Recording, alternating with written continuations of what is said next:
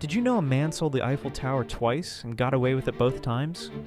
In 1925, Victor Lustig printed fake government documents, put on a suit, and invited 6 scrap metal dealers to a private meeting in Paris.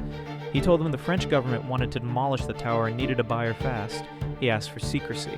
He collected a bribe from the highest bidder, then boarded a train to Vienna with a suitcase full of cash. The victim never called the police, too embarrassed to admit he'd been fooled. So Lustig came back.